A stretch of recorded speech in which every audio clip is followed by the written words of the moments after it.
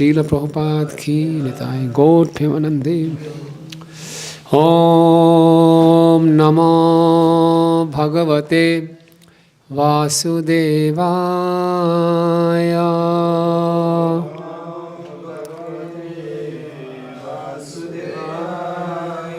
Om Namo Bhagavate Vasudevaya.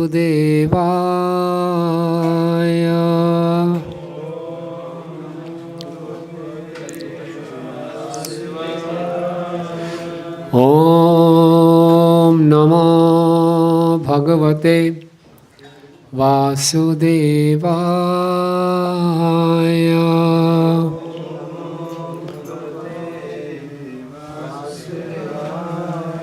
Narayanam Namaskrityam Naram Chaiva Narottamam Devim Saraswatim Vyasam Tato Jayam Mudirayet Nashtaprayeshu Bhadreshu Nityam Bhagavata Sevaya Bhagavati Uttam Shloke Bhaktir Bhavati Naishtiki Krishnaya Vasudevaya Devaki Nandanaya Cha Nanda Gopakumaraya Govindaya Namo Namaha. Om Ajnanatmirandhasya Jnananjana Shalakaya Chakshurunmilitam Yena Tasmai Shri Guruve Namaha. Shri Chaitanya Manobhishtam Stapitam Yena Bhutale Swayam Rupa Kadamayam Padantikam Vandeham Shri Guru Shri Yuta Padkamalam Shri Gurun Vaishnavanscha Shri Rupam Sagrajatam Sahagana Raghunathan Vitam Tam Sajivam Sadvaitam Savadhutam Parijana Sahitam Krishna Chaitanya Devam Shri Radha Krishna Padan Sahagana Lalita Shri Vishakhan Vitansha He Krishna Jagatpate Gopesha Gopika Kanta Radha Kanta Namastute Tapta Kanchana Gaurangi Radhe Vrindavaneshwari Vrishabhanu Sute Devi Pranamami Hari Priye Mancha Kalpatarubhyasya Sindhu Bhayevacha Patitanam Pavanebhyo Vaishnavebhyo Namo Namah. Jai Shri Krishna Chaitanya Prabhu Nityananda Shri Advaita Gadadhar Shri Vasadi Gaura Bhakta Vrinda. Hare Krishna Krishna Krishna Hare Hare Hare Rama Rama Rama Hare Hare. Namo Vishnu Padaya Krishna Prishtaya Bhutale Srimate Bhakti Vedanta Swami Niti Namine. Namaste Saraswate Deve Gauravani Pacharine Nirvishesha Shunyavadi Paschatya Deshatarine.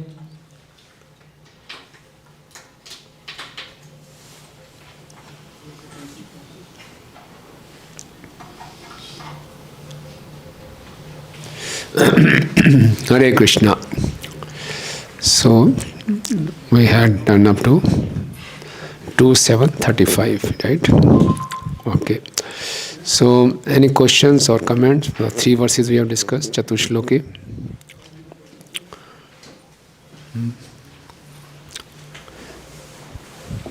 Any understanding would like to share with others?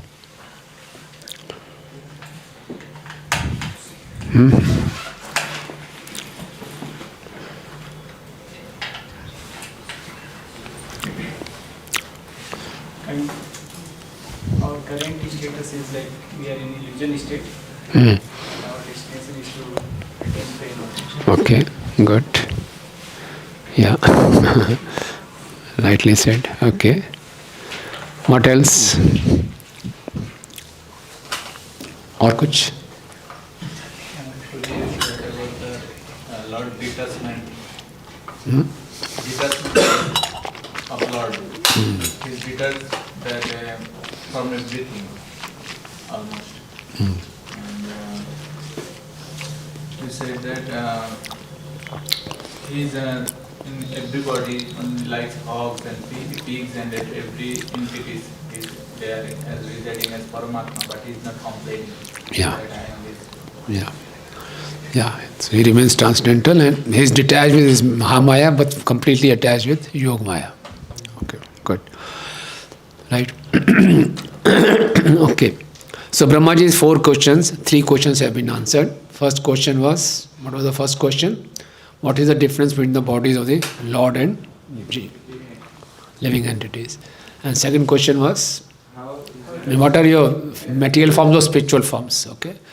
And why he asked this, he was referring this question, Sukdev Goswami, because Parikshit Maharaj asked, what is the difference between the body of a Jeev and a Supreme Lord?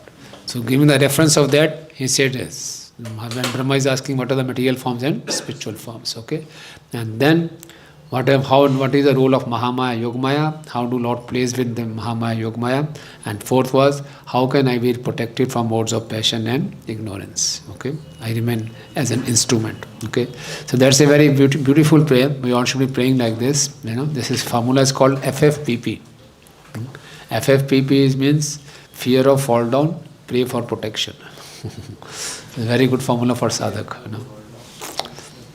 Yeah. So we should always be fear of fall down and then only pray for protection. Right? FFPP. Okay. In whatever stage we are, we know that anecdote of Srila Prabhupada. Srila Prabhupada said from the Vyasa, and I never fall in Maya. You know that, all of you must have heard that. So for a sadhak, it's a very safe thing. Brahmaji is teaching us. Okay. Brahmaji is scared that I may fall down. I may get carried away by modes of passion and ignorance. So he's scared of that, and at the same time he's praying. So this is a very safe thing, okay? So to answer to that, verse number 36. Etavad eva jigyasam tattva jigyasunatmanam anvaya vyati rekabhyam yat sya sarvatra sarvada. Okay, yes. Prabhu.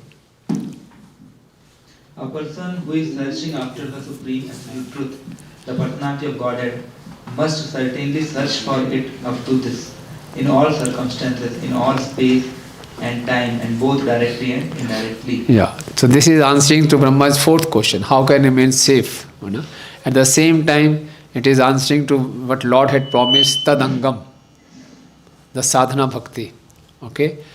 Previous verse was saying Sarahasyam, the prema bhakti. How the Lord is there everywhere, only a premi bhakta can see the Lord, right? Now to how to realize the Lord, that is sadhana bhakti. So how should be our sadhana? This verse is giving us the sadhana. So if we perform this kind of sadhana, we'll get the full realization of the Lord also, and we'll remain protected from fall down also. Okay? That way. So etavat. Etavat means up to the level of love of Godhead. Okay? Etavat. Even, certainly, jigyasyam, it should be inquired. Tattva jigya suna atmana. Any sadhak, any student who is inquisitive to know about the tattva, absolute truth, he must inquire up to this level. What level? How to get the love of God. Now to get satisfied with Brahm realization or Paramatma realization, he should be inquisitive up to this point. He should not be satisfied until he reaches this point. Okay, so what kind of sadhana I should adopt so that I can reach up to this level? Etavat, up to this. What kind of sadhana? That sadhana should have 4 characters. What are those 4 characters? Anvaya vyatirekabhyam yat syat sarvatra sarvada. Okay, that means it is that sadhana should give me the result directly and indirectly. Anvaya means directly, and vyatirekabhyam means indirectly. We'll discuss about this. What is directly, what is indirectly. And then yat syat sarvatra sarvada, which can be performed anywhere and everywhere in all circumstances. Okay. So please tell me, a disciple should inquire from his guru, please show me the path of sadhana which can give me the love of Krishna. Okay. And that sadhana should be giving me the results directly and indirectly, and it can be performed in all space and time at all times and circumstances. Okay. So if I come to know of this sadhana, I will remain protected also, and I'll get the love of Krishna also, and I'll get full realization. So this is Abhideya, Tadangam. Right? Clear? Okay. So Prabhupada has given very detailed purport, very wonderful, extensive purport on this. Okay. So we'll discuss. Yeah, and start. To unfold the mystery of Bhakti Yoga, as it is explained in the previous word, is the ultimate stage of all inquiry, or the highest objective for the inquisitive. Everyone is searching after self-realization in different ways, by Karma Yoga, by Jnana Yoga, by Dhyan Yoga, by Raj Yoga, by Bhakti Yoga, etc. To engage in self-realization is the responsibility of every living entity developed in consciousness. One who is developed in consciousness certainly makes inquiries into the mystery of the self, of the cosmic situation, and of the problems of life in all spheres and fields, social, political, economic, cultural, religious, moral, etc., and in their different branches. But here the goal of all such inquiries is explained. Okay, so in a way, first paragraph is spelling. We should have proper sadhana and sadhya. You know? What is my sadhya and what should be the sadhana? This is being inquired. Okay, when Mahaprabhu went to East Bengal before taking sannyas, he met Tapan Mishra, and Tapan Mishra was a great scholar. He had read so many scriptures, but still he was confused. What is the goal of life and how that goal is to be attained? You know, so Mahaprabhu came in his dream. And then he inquired from Mahaprabhu, and then Mahaprabhu gave him the first time in Chaitanya Bhagavat, this Hare Krishna Mahamantra comes, you know. Mahaprabhu says, this is the sadhana also, this is the sadhya also. Hare Krishna, Krishna Krishna, Hare Hare, Hare Ram, Ram Ram, Hare. So, every person who is intelligent, inquisitive, he should inquire. Okay. Right. Next, Prabhu. Yes. Raj Yoga is Bhakti Yoga only? No, Raj Yoga is not Bhakti Yoga. Hatha Yoga. Other name of Ashtanga Yoga, Dhyan Yoga, Gyan Yoga, different names, with slight differences. Yes, Prabhuji. The Vedanta Sutra philosophy begins with this inquiry about life. And the Bhagavatam answers such inquiries up to this point, or the mystery of all inquiries. Lord Brahma wanted to be perfectly educated by the personality of Godhead. And here is the answer by the Lord, finished in 4 nutshell verses, from Aham Eva to this verse, Etavad Eva. This is the end of all self-realization process. Men do not know that the ultimate goal of life is Vishnu, the Supreme Personality of Godhead. Due to being bewildered by the glaring reflection in the darkness, and as such everyone is entering into the darkness region of material existence, driven by the uncontrolled senses. The whole material existence has sprung up because of sense gratification. Desire based principally on the sex desire, and the result is that, in spite of all advancement of knowledge, the final goal of all activities of the living entities is sense gratification. But here is the real goal of life, and everyone should know it by inquiries put before a bona fide spiritual master, expert in the science of Bhakti Yoga, or from a living personality of Bhagavatam life. Everyone is engaged in various kinds of scriptural inquiries, but Srimad Bhagavatam gives answer to all of the various students of self-realization. This ultimate objective of life is not to be searched out without great labor or perseverance. Yes, that's a very good point. So, Papa is saying, we have to search for this ultimate objective of life. Right from the day one, when we enter ISKCON, we come to know the goal of our life is Krishna Prem. Okay, so Prabhupada is very nicely explaining Aham Ev tu etavad ev. Okay, now these 4 verses it's starting with Aham Ev, Evasme Eva Gre. Only Lord was there, and now our objective is to love Him. Okay, to fully realize Him, we have to have the love of Krishna. So this should be our goal of life, and it should be pursued with lot of perseverance and great labor. No laziness, continuous. It's not so easy. Okay, it has to be pursued with great perseverance. Okay, so what are the main hurdles in the path of our sadhana? We start with enthusiasm, like Prabhuji was saying in the morning. We start with enthusiasm, but slowly, gradually, Like first day we discussed, we have midlife crisis also. For how long? Kab tak chalega? Lage rehna, So what are 2 main obstacles? Familiarity breeds contempt. Familiarity, okay. The main two obstacles are two A's, Alas and Ahankar. We get lazy after some time. बहुत हो गया, थक जाते हैं, कब तक यार, बहुत मेहनत हो गई. And Ahankar, every day, the material creation is such that every moment we are being humbled. So, especially if we remain in the association of devotees, continuously we are being humbled. Devotees, spontaneously devotees serve us without our asking, that is to make us humble. So something will happen. So that it requires a lot of tolerance, humility to continue on and on and on. Okay. So, but etavade, one should continue. That's what these 4 verses are meant for. Once you are convinced only Krishna is everything, and we should get to Him, and the only way is getting the love of Krishna. So Prabhupada is saying, with great labor or perseverance. बहुत मेहनत का काम है. Okay? इसीलिए साधुओं को क्या बोला जाता है? यति. One keeps on doing yatan. Satatam kirtayanto mam yatantascha dridvrta. With determination, we have to keep on endeavoring. And that's why, as association of devotees, we have to keep on inspiring each other, keep on reminding each other, what is the goal of our life, and let's remain focused and keep on endeavoring. Right? Okay. Continue, Prabhu. One who is imbued with such sincere inquiries must have the bona fide spiritual master in the disciplined succession from Brahmaji, and that is the direction given here, because the mystery was disclosed before Brahmaji by the Supreme Personality of Godhead. The mystery of all such inquiries regarding self-realization must be put before such a spiritual master, who is directly the representative of the Lord, acknowledged in that disciplic succession.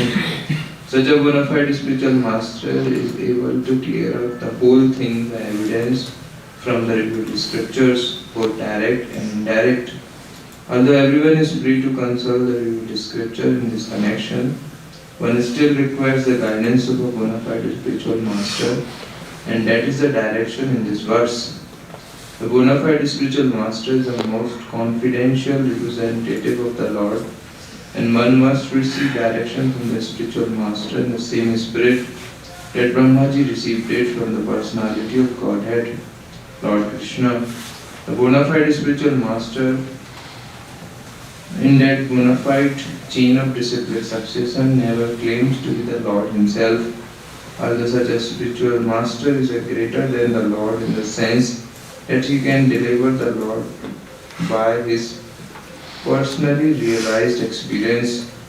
The Lord is not to be found simply by education or by a good fertile brain, but surely he can be found by the sincere student through the transparent medium of the bona fide spiritual master. So what a powerful line. The spiritual master is greater than the Lord. Okay. Why? Because he can deliver the Lord. Okay. So Guru is greater than the Lord. Okay. Although Guru doesn't consider himself, doesn't call himself as Lord, but he is greater than the Lord. Right. Very nice. Next, Prabhu.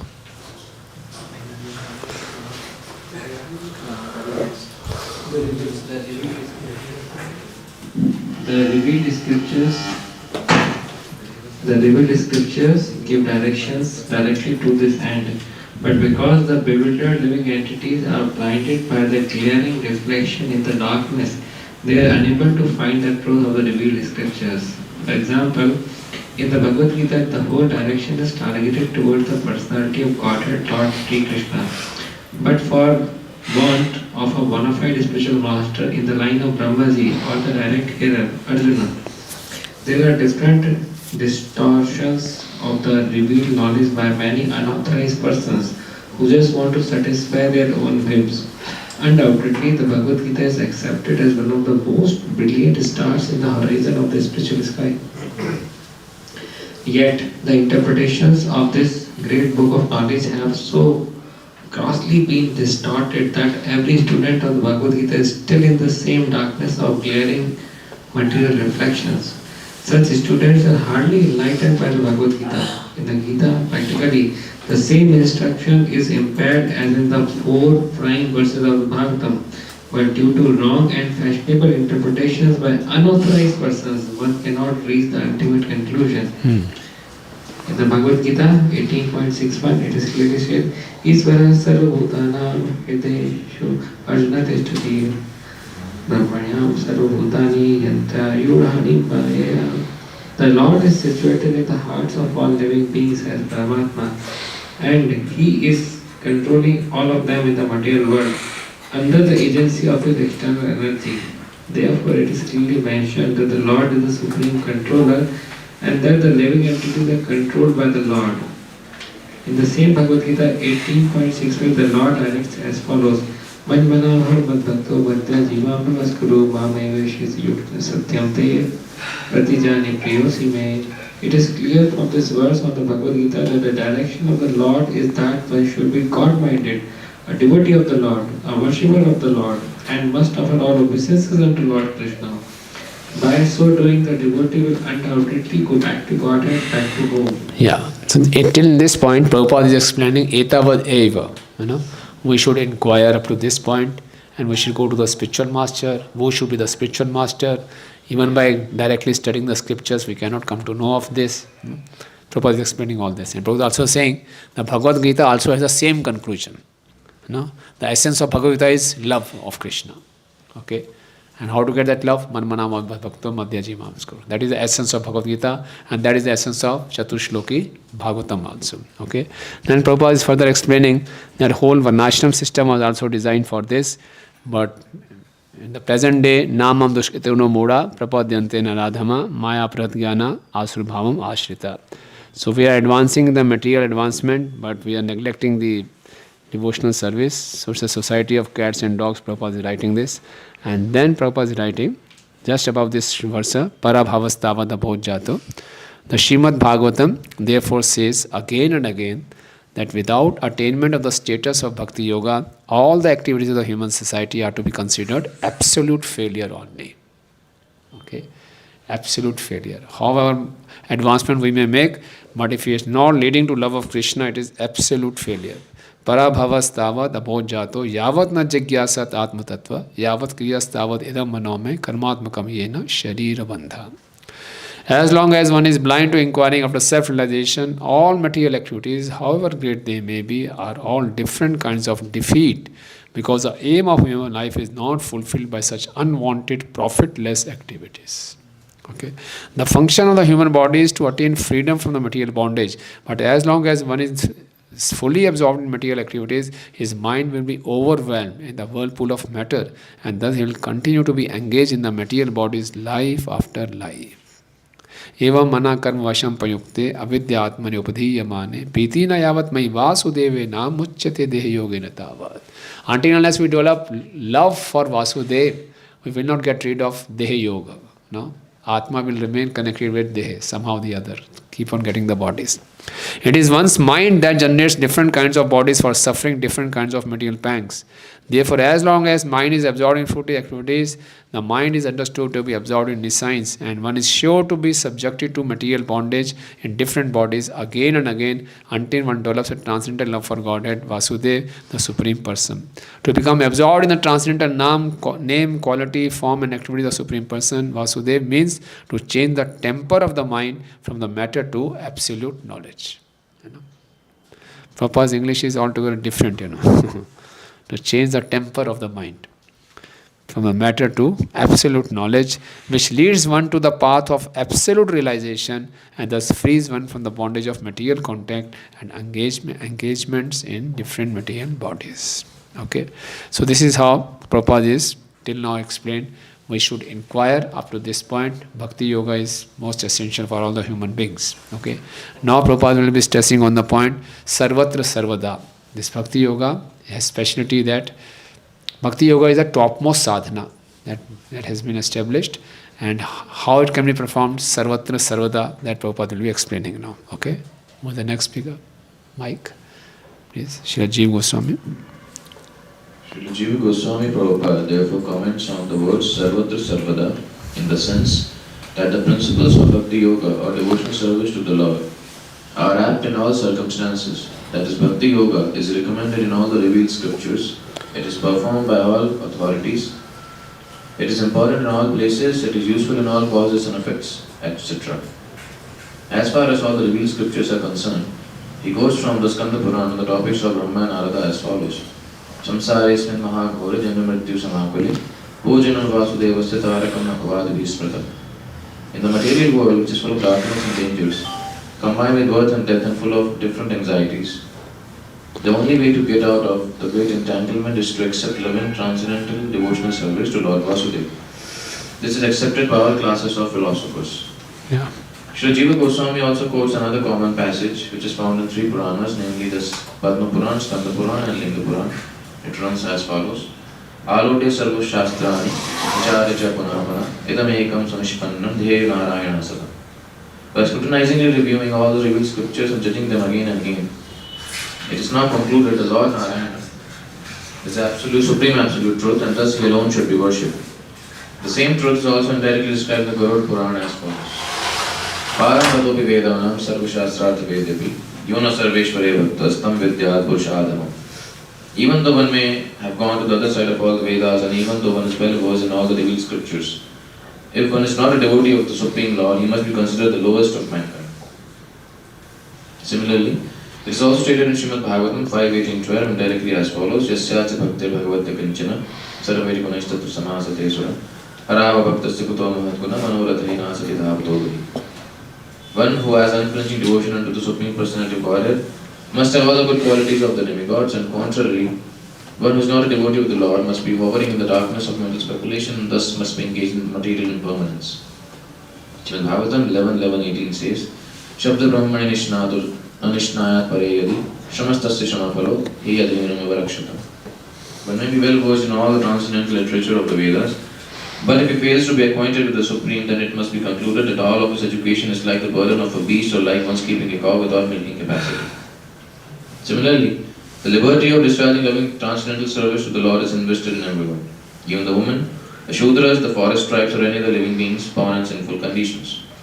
Devai Vedantyat Taranti cha Deva Mayam Stri Shudruhona Shabara Pipapa Jiva Yadyat Puttakrama Palparayana Shil Shikshash Tirak Jana Apikimo Shudadharanaye. Bhagavatam 2.7.46. The lowest of human beings can be elevated to the highest stage of devotional life if they are trained by the bona fide spiritual master, well versed in the transcendental loving service of the Lord. If the lowest can be so elevated, then what to speak of the highest who are well versed in the Vedic knowledge? The conclusion is that devotional service to the Lord is open for all regardless of who they are.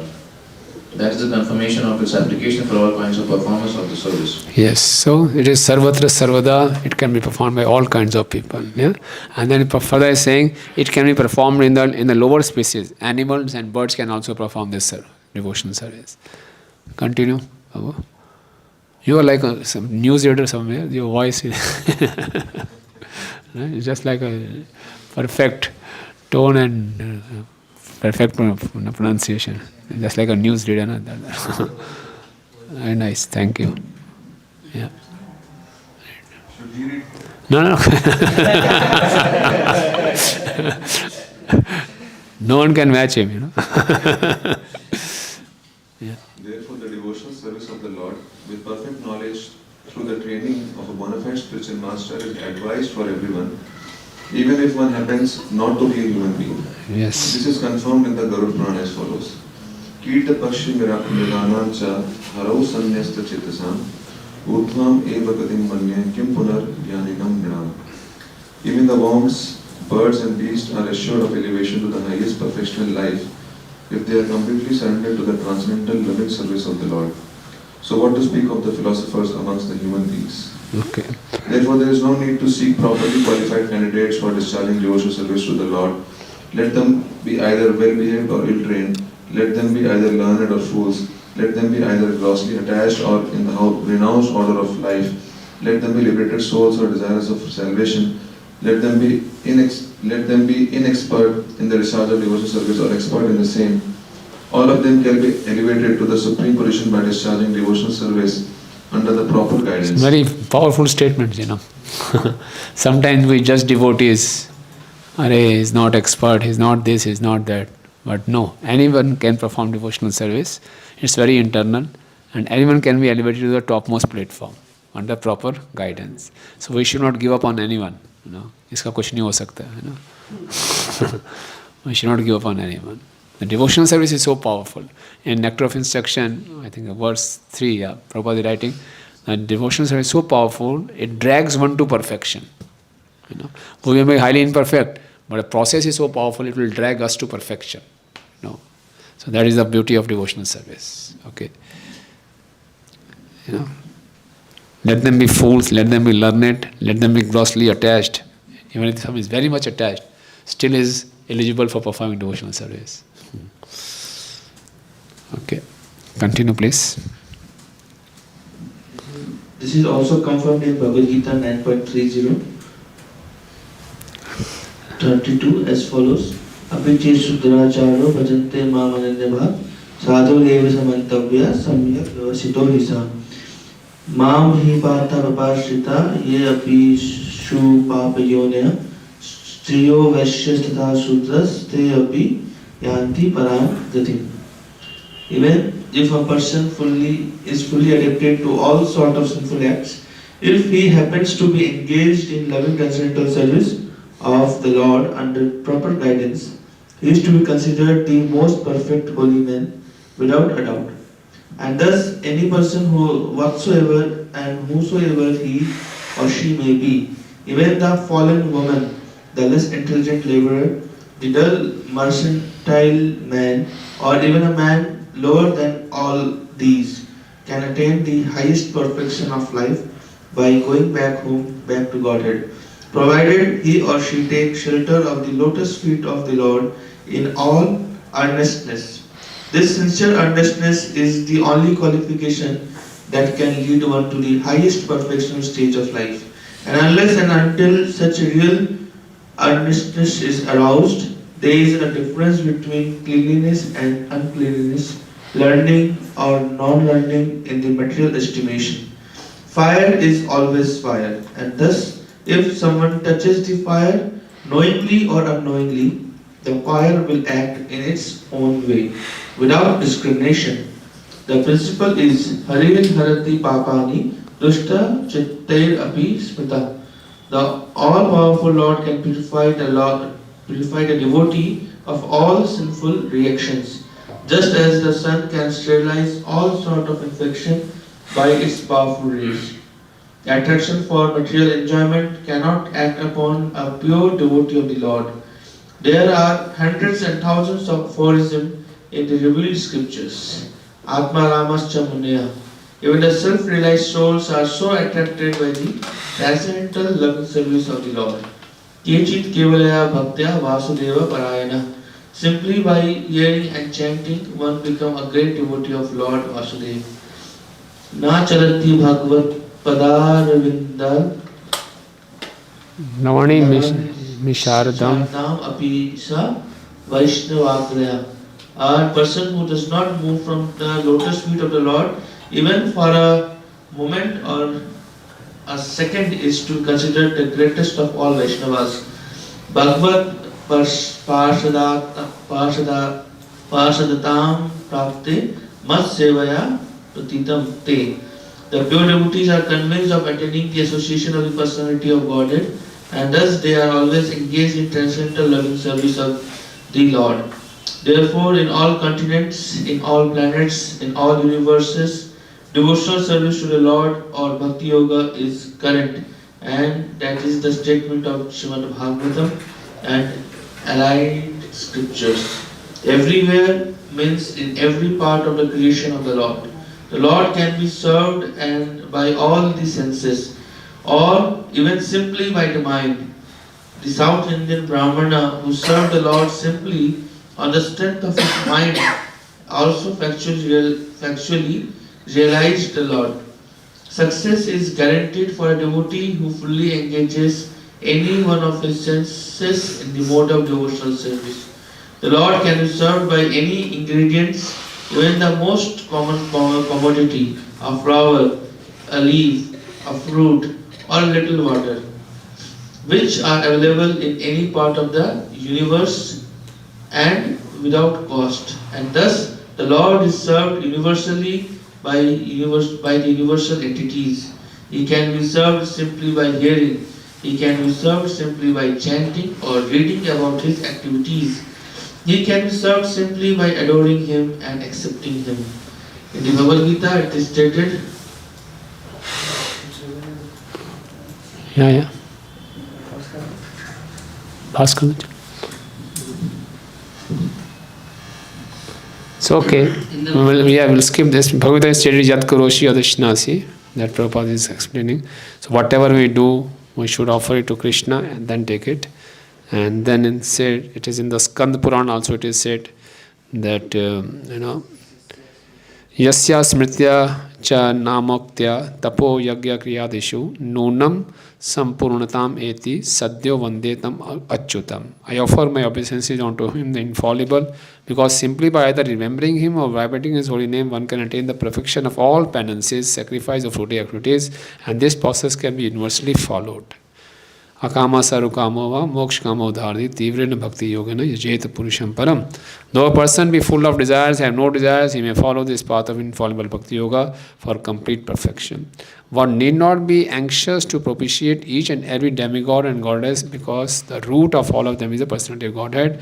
As by pouring water on the root of tree, one serves and enlivens all the branches and the leaves, so by rendering service to the Supreme Lord, one automatically serves every god and goddess without extraneous efforts. The Lord is all-pervading, therefore service unto him is also all-pervading. That's a very wonderful sentence.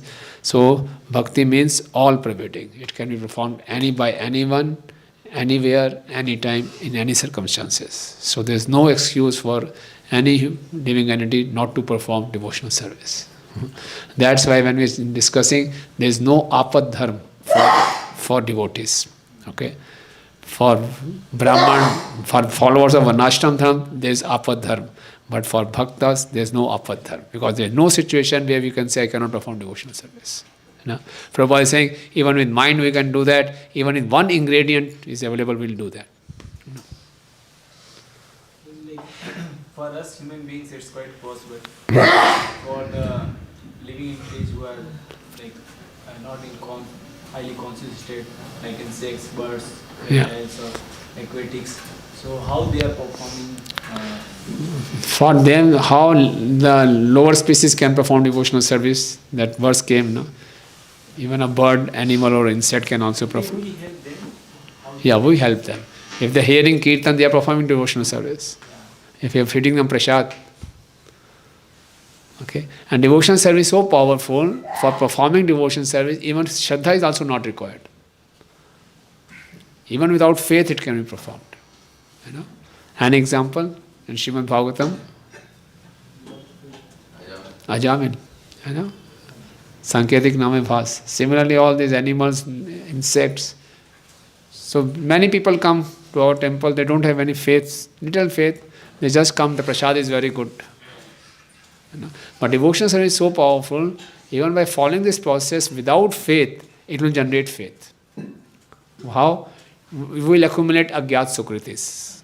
So by accumulating agyat sukritis, it will lead to faith. But other processes, if you have to follow Gyan, Dhyan, etc., you have to have some faith. So devotional service can be performed without faith also. In the lower species also, they can perform devotional service. They are advancing. If you feed them prasad, if we make them hear the holy name, they are accumulating agyat sukritis. Ultimately, they are dependent upon us. Yeah. That way. So that way, this is the beauty of devotional service. Okay. Then it is said, it's all pervading. So devotional, Krishna is all pervading, Lord is all pervading, so therefore service unto him also is all pervading. Right? Okay. So start from here. The fact is corroborated in Skand Purana as follows. Who was reading?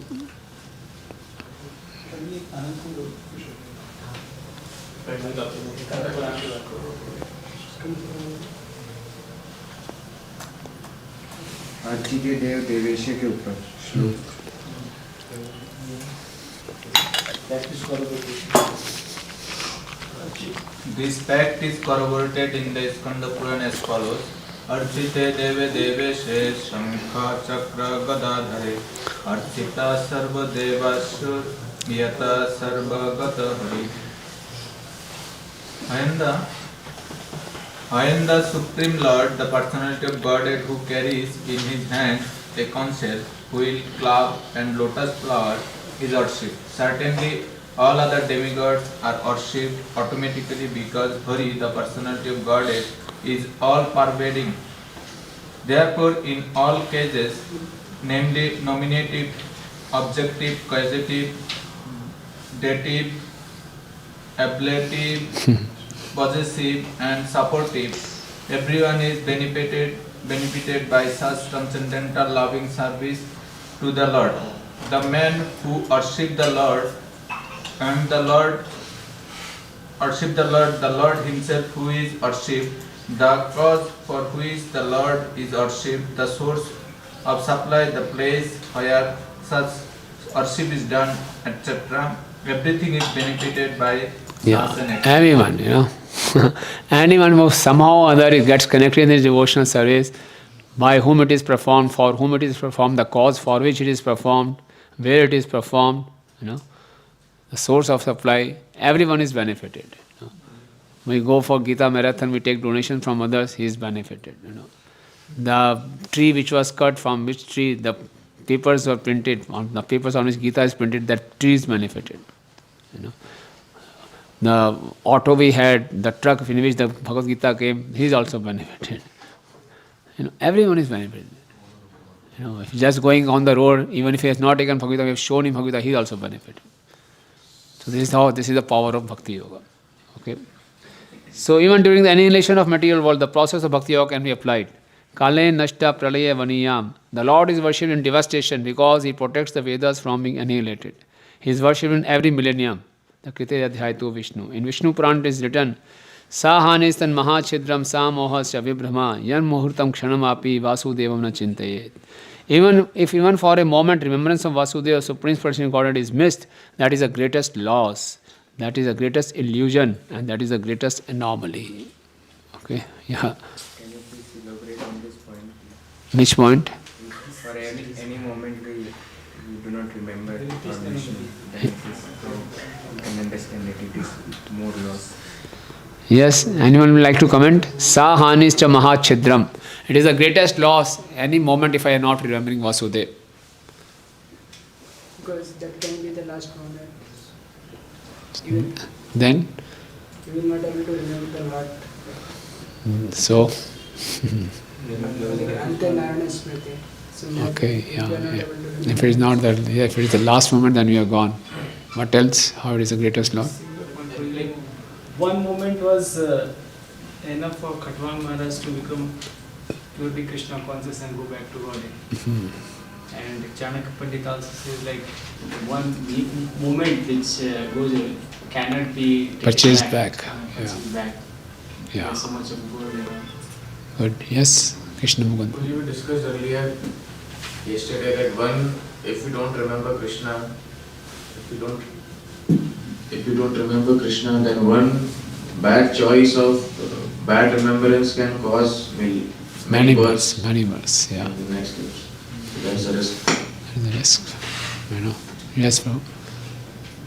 So the greatest loss takes place when, for any person, the greatest loss takes place when he loses his most precious things. Yeah. So for everyone, actually, the most precious thing, most important thing is Krishna, and the objective of his life is losing that. Yeah. So that's why we are in the association of devotees. So we are supposed to remind each other not to forget Krishna and always remember Krishna. Okay. The Lord can be worshipped in all stages of life. For instance, even in the wombs of their mothers, who worship the Lord in the womb? Prahlad and Maharaj Parikshit. Even in his very childhood, at the age of only 5 years, Dhruv Maharaj worshipped the Lord. Even in full youth, Maharaj Ambrish worshipped the Lord. Even the last stage of frustration and old age, Maharaj Dhritarashtra worshipped the Lord. Ajamil worshipped the Lord even at the point of death, and Chitrakutu worshipped the Lord even in heaven and in hell. In the Narsingh Puran, it is said, as the hellish inhabitants began to chant the holy name of the Lord, they began to be elevated from hell towards heaven. Durvasa Muni has also supported this view. Muchyate yan namani udete narko api. Simply by chanting the holy name of the Lord, the inhabitants of the hell became released from their hellish persecution. So the conclusion of Srimad Bhagavatam as given by Shukdev Goswami to Maharaj Parikshit is, Eta nirvidamananam eccheta mukuto bhayam yoginam nipnaritam harer namanu kirtanam. Okay. Now similarly as indicated, indirectly in various places in revealed scriptures. Can you read from that? Even though one is well versed in all the Vedas and scriptures, if one is not a devotee of the Supreme Lord, the personality of Godhead, he is considered to be the lowest of mankind. Second, in the Guru Puran, Brihan Naradiya Puran and Padma Puran, the same is repeated. What is the use of Vedic knowledge and penances for one who is devoid of devotional service of the Lord? Third, what is the comparison of thousands of Prajapatis to one devotee of the Lord? Fourth, Sukadeva Goswami said, 4:17, that neither the ascetic nor one who is greatly munificent, nor one who is famous, nor the great philosopher, nor the great oculist, nor anyone else can achieve the desired result without being engaged in the service of the Lord. Fifth, even if a place is more glorious than heaven, if there is no glorification of Lord of Vaikuntha or his pure devotees, it should at once be quitted. Sixth, the pure devotee refuses to accept all the 5 different types of liberation in order to be engaged in the service of the Lord. Yeah. So these are being indirectly. Vyatikribhyam. So Vishwanath Thakur elaborates more on this. After finishing this commentary, we'll read that. Okay. The final conclusion. The final conclusion, therefore, is that the glory of the Lord must be always and everywhere proclaimed. One should hear about His glory, one should chant about His glory, and one should always remember His glories, because that is the highest perfectional stage of life. As far as fruitive work is concerned, it is limited to an enjoyable body. As far as yoga is concerned, it is limited to a requirement of mystic power. As far as empiric philosophy is concerned, it is limited to attainment of transcendental knowledge. And as far as transcendental knowledge is concerned, it is limited to attainment of salvation. Even if they are adopted, there is every chance of discrepancies in discharging the particular type of function. But adoption of the transcendental devotional service of the Lord has no limit, nor is there fear of falling down. The process automatically discharges the final stage by the grace of Lord. In the preliminary stage of devotional service, there is apparent requisite of knowledge, but in the highest stage there is no necessity of such knowledge. The best and granted path of progress is therefore engagement in bhakti yoga, pure devotional service. Okay, so even if you follow karma yoga, it has some limitation. Ashtanga yoga has some limitation. And they are not eternal process. After reaching perfection, one has to give it up. And there are a lot of prerequisites also. Okay, but bhakti yoga, no prerequisites. Nothing is required, and it is eternal. And it can perform everywhere and anywhere. For performing jnana, you should have a pure heart. Okay, because the jnana is give up the karma, whole karma. Then the jnana yoga means giving up all karmas. So they can only survive if they have a pure heart. If they perform Nishkam Karma Yoga, they come to the stage of Gyan. And when they reach the stage of Gyan, they give up karma also. It's very difficult. This is, to have this prerequisite is very difficult. For Bhakti Yoga, no prerequisite. Even our heart is full of lusty desires, one can perform devotional service and one can be elevated to the highest platform also. That is what Prabhupada is explaining. And there is no fear of falling down also. Okay, but the sadhak should be afraid of falling down. Okay. The cream of Srimad Bhagavatam in the foregoing four shlokas is sometimes squeezed out by the impersonalists for different interpretations in their favor, but should be carefully noted that the four shlokas were first described by the personality of Godhead himself, and thus the impersonalist has no scope to enter into them because he has no conception of the personality of Godhead. Therefore, the impersonalist may squeeze out any interpretations from them, but such interpretations will never be accepted by those who are taught in the disciplic succession from Brahma, as will be clear in the following verses. Besides that, the Shruti confirms that the supreme absolute truth of personality of Godhead never reveals himself to anyone who is falsely proud of his academic knowledge. The Shruti mantra clearly says, Kathopanishad, Nayam Atma Pravajne Labhyo, Na Medhyana Bhavna Shrutena, Yam Evesha Vishnute Tena Labhyas, Tasye Atma Vinunate Tanum Swam. The whole matter is explained by the Lord himself, and one has no approach to the Lord in his personal feature can really understand the purport of Srimad Bhagavatam without being taught by the Bhagavatas in disciplic succession. Okay, so very elaborate commentary, but the gist is that in all situations, in all circumstances, we should keep on glorifying the Lord. We should keep on trying our best to love Krishna. Okay, that is the gist. If you see, the very important Prabhupada has, if you can just go to verse number 3942. Srimad Bhagavatam, 3rd canto, 9th. Yeah? Okay. 3942. You have the verse with you? Okay. Aham Atma Atmanam Dhata Peshta Sanpesamapi Ato Mai Ratim Kurya Deha Adbiyat Krite Priya. I am the super soul of every individual. I am the supreme director and the dearest. People are wrongly attached to gross and subtle bodies, but they should be attached to me only. Ato Mai Ratim Kuryat. It is Krishna is here also in the 9th chapter of 3rd canto. Brahma is praying for creative energy.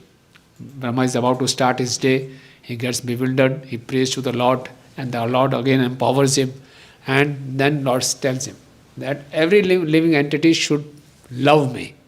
Okay, in the purport, last line, if you read that, last line of the purport, in all circumstances, one should try to develop the love of Godhead, and that will solve all contending problems. Okay, that's what means etavat eva. In all circumstances. We cannot say, Prabhuji, now I am in this situation, I am not able to perform devotional service, now this is there, this is that is there. No. In all circumstances, whatever problems are there, one should try to develop love of Godhead. One should try to develop love of Godhead. Okay? What is that sadhana? This is that sadhana. Because it can be performed anywhere, everywhere, by anyone, in all circumstances. Okay? And what is the guarantee? That okay, if I am doing this, it will give me the results. Anvaya Vyatirikebhya. Directly, indirectly. No, now we'll go to that, You see, Vishwanath Thakur gives more detailed explanation of these two terms. And Prabhupada has simplified that. But if we study that Vishwanath Thakur also, it will give us a different perspective and very interesting perspective. You see, like, you have the screen. Anvaya means, directly means that if I am performing this activity, it will certainly give me the result. Okay? Indirectly means if I am not performing this activity, I will not get the result. Okay? Like if we have a sweet rice. Sweet rice has 3 components mainly: milk, sugar and rice. Now if someone wants to know from where this sweetness is coming, the sweet rice, what should you do? Direct method will be what? Eat sweet rice, what is sweet. But what is causing sweetness? Milk, rice or sugar? So he'll eat everyone individually. He'll take milk, he'll take rice, and he'll take sugar, and he'll conclude sugar is the cause of sweetness. This is the direct process. Presence of sugar gives the sweetness. Now indirect message is what? Okay, I'll exclude one. Okay, milk, rice and sugar. Okay, so let me exclude rice. Let me exclude rice. So if I am taking milk and sugar, it is still sweet. That means rice is not the cause of sweetness. Okay. Now rice is not the cause of sweetness. Now let me have sugar and rice and exclude milk. still I will be having sweetness. That means milk is also not the cause of sweetness. Now let me have milk and rice and exclude sugar. Now it looks like sweet rice, but it won't be sweet. Then hence it is confirmed only sugar is the cause of sweetness. So this is vyatirekebhya. It is indirect. Absence of that process will not give the result. So our Acharya says very, it's coming. I am not connected.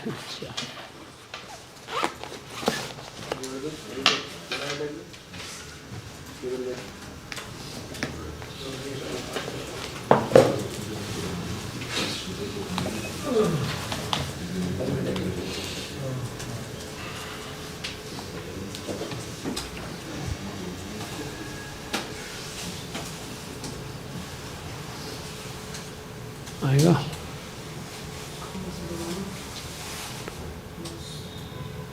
Hari Hari जल्दी जल्दी yes okay if you see the very famous verse tyaktva swadharmam charnam bhujam hari bhajan apakvat pate tato yadi yatruka badana bhutam ishyakim kovarthapto bhajatam swadharmata. Right? If someone gives us his occupational duties and works in Krishna consciousness and then falls down on account of not completing his work, what loss is there on his part? And what can one gain if one performs his material activities perfectly? Now, if this is about Varnashram Dharma. Now, if one performs his Varnashram Dharma and doesn't perform devotional service, what does this verse says? No use, no meaning. That means even if Varnashram Dharma is there, it is not giving the results of Varnashram Dharma. So Varnashram Dharma is failing in the criteria of what? Anvaya. We have to select the sadhana process, which is the best sadhana process. The best sadhana process, one criteria is sarvatra sarvada. The bhakti justifies that. We have so many evidences. Other process of sadhana should be the criteria of anvaya and vyatirekebhya, direct and indirect. So direct process is, if that sadhana process is present, it should surely give the result. It's not that the process is present also, it's not giving the result. So here, tyaktva swadharnam channam kovarth apto bhajata sardharmata, one has performed his varnashram duties completely, but not performing devotional service, is not getting the result. That means Varnashram Dharma is failing in Anvaya criteria. Clear? And the first line, Tyaktva Swadharmam Channam Bhujam Hari Bhajan Apakipate Tato Yadi Yatruka Bhadra Bhutamushyakim. And even if it doesn't perform Varnashram Dharma and performs devotional service, still is getting the result.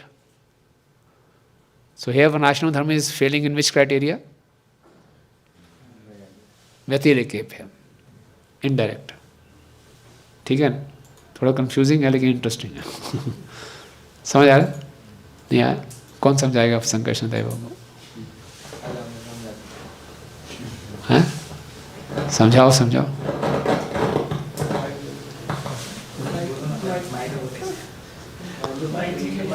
हैं? बोलो. हैं? Here comes the mind. या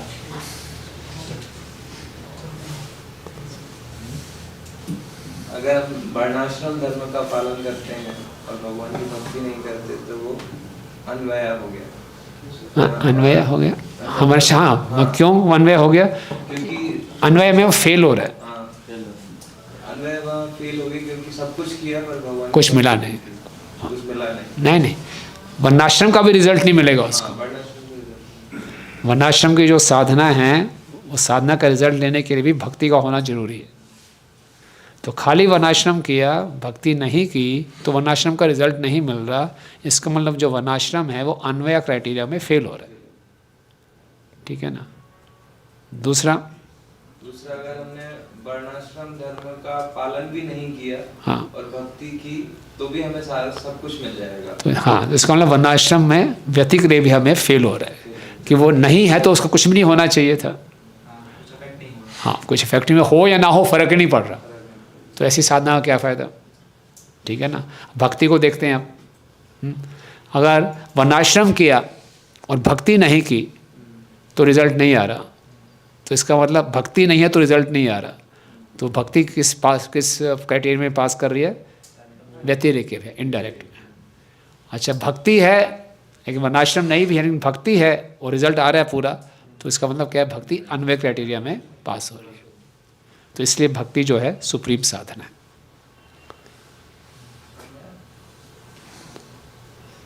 ठीक है ना? तो ऐसी कोई भी और भी साधना नहीं है जो डायरेक्ट और इनडायरेक्ट दोनों क्राइटेरिया को फुलफिल करे। तो ऐसे बहुत से श्लोक कोट किए हैं, आप बाद में कमेंट्री पढ़ सकते हैं और फिर आप खुद एनालिसिस कीजिए कि इसमें ये क्या अन्वय में फेल हो रहा है, क्या व्यतिरेक में फेल हो रहा है। लेकिन आप देखेंगे भक्ति दोनों क्राइटेरिया में हमेशा पास करेगी, इसलिए भक्ति is the best Sadhana for everyone and it can be performed anywhere, everywhere, by anyone, in all circumstances. So, what should we do? In all circumstances, we should try to develop love of Krishna. Etavat ev, we should be searching for Krishna. तो ऐसे क्या होगा? Then we will be protected from fall down. That's a protection from fall down.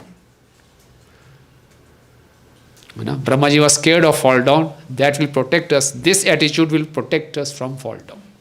And this is our sadhana that will give us love of Godhead, that will give us full realization. So this is the whole gist of Chatushloki Bhagavatam. Yeah. Here it was mentioned that impersonalists also try to explain Chatushloki Bhagavatam in their concept. Yeah. So is this also mentioned in some other scriptures, Chatushloki Bhagavatam, from where they take it? Otherwise, if they take from Srimad Bhagavatam, so in the Srimad Bhagavatam we see like how the personality is stretched so many times. So how they take Chatushloki and give it impersonal interpretation, and the other part how they... Actually, Shankaracharya never dared to do that. But followers of Shankaracharya, they have written commentaries on Srimad Bhagavatam. So they are daring to do that. And that is in the 31st verse also, when Krishna is speaking to Brahma, Sa Rahasyam Tadangam, my personality. So Prabhupada is saying this verse clearly is refuting impersonalism. But still they are daring to do that and giving some odd interpretation. Complete Bhagavatam. Shankaracharya never did that, but their followers are doing. Just to attract the crowd. Because Bhagavatam is a famous scripture. So like Gita is a famous scripture. Say do Bhagavad Saptaha also. Okay, anyone else? Clear? Yeah, Prabhu. It means there is no use of Varnashram Dharma. I'm not saying there is no use of Varnashram Dharma. It doesn't mean that. But if you want pure Varnashram Dharma without devotional service is useless. It has to be performed with devotional service. That's what we are trying. ISKCON is trying for that only. Okay. Devotional service with Varnashram Dharma. Yeah. Okay. Right. So this is Chatushloki Bhagavatam. So any interesting or not? Or boring? Very long purports, but Prabhupada has stressed so much on this, And everywhere Prabhupada is refuting Mayavad and everything. Right? Okay? Yeah, dear God Prabhu.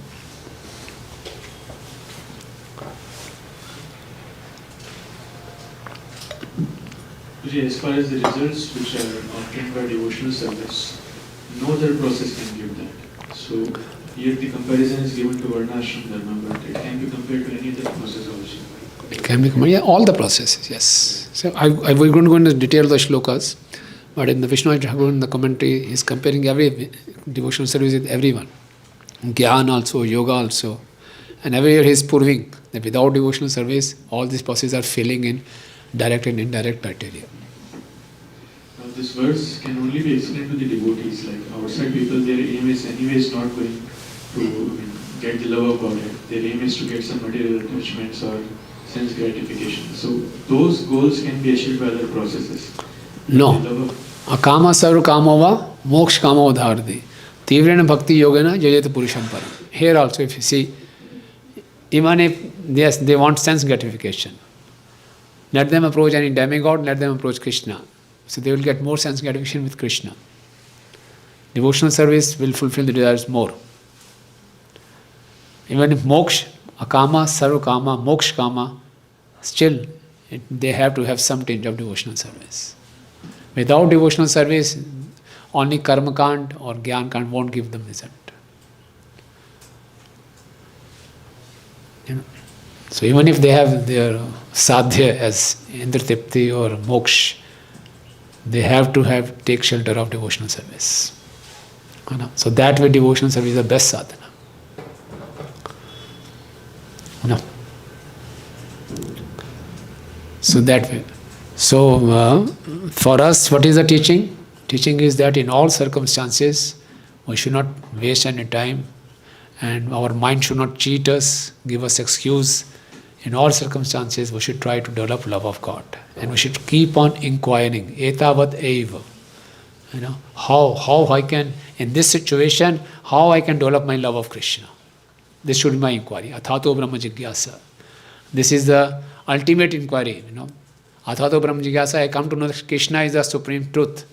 Now, in such situation, what should I do to increase my love of Krishna? That's all. If I keep on endeavoring like this, I'll always be protected by Krishna. ठीक है ना? Okay. Okay. एतन्मत् समातिष्ठ परमेण समाधिना भवान कल्प विकल्पेषु न विमोयति करिचेत्. So now Lord is telling us how to apply.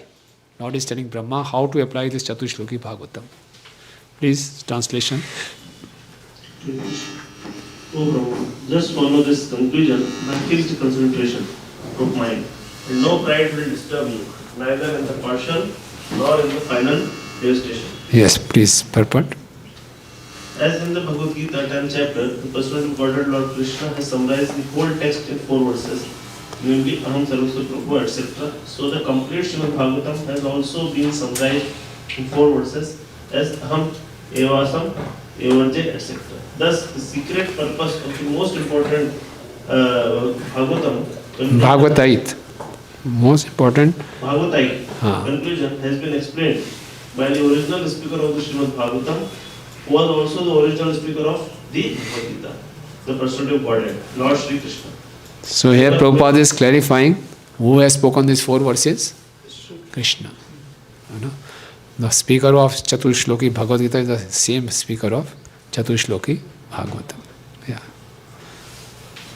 There are many grammarians and non-devotees, material wranglers, who have tried to present false interpretations of these 4 verses of the Srimad Bhagavatam.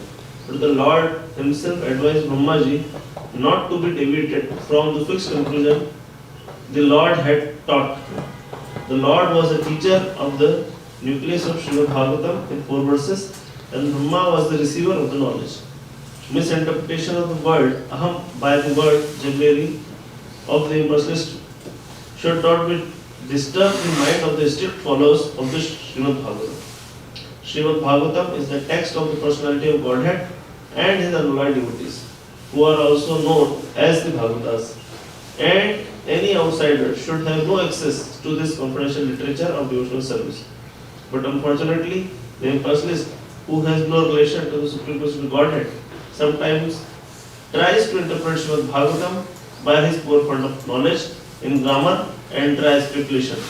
Therefore, the Lord wants Brahma and through Brahmaji all future devotees of the Lord in the disciplic succession of Brahma, that one should never be misled by the conclusion of the so-called grammarians or by other men with a poor fund of knowledge, but must always fix the mind properly via the parampara system. No one should try to give a new interpretation by dint of mundane knowledge, and the first step, therefore, in pursuance of the system knowledge received by Brahma is to approach a bona fide guru who is the representative of the Lord following the parampara system. No one should try to squeeze out his own meaning by imperfect mundane knowledge. The guru or the bona fide spiritual master is competent to teach the disciple in the right path with reference to the context of all authentic Vedic literature. It does not attempt to juggle words to bewilder the student. The bona fide spiritual master, by his personal activities, teaches the disciple the principles of devotional service. Without personal service, one would go on speculating like the impersonalists and dry speculators, life after life, and would be unable to reach the final conclusion. By following the instructions of the bona fide spiritual master in conjunction with the principles of revealed scriptures, the student will rise to the plane of complete knowledge, which will be exhibited by development of detachment from the word of self-revelation. The mundane wranglers are surprised that one can detach himself from the word of self-revelation, and thus any attempt to be fixed in carnalization appears to them to be mysticism. This detachment from the sensory world is called the Brahma-Bhuta stage of realization, the preliminary stage of transcendental devotional life, Para-Bhakti. The Brahma-Bhuta stage of life is also known as the Atmarama stage, in which one is fully self-satisfied and does not hanker for the word of sense enjoyment. This stage of full satisfaction is the proper situation for understanding the transcendental knowledge of the personal body. Yeah, thank you. So in the upper paragraph, qualification of a guru who is teaching Srimad Bhagavatam, that is also explained. I should not necessarily confuse the students with jugglery of words. And what is the qualification of the student? What should he do?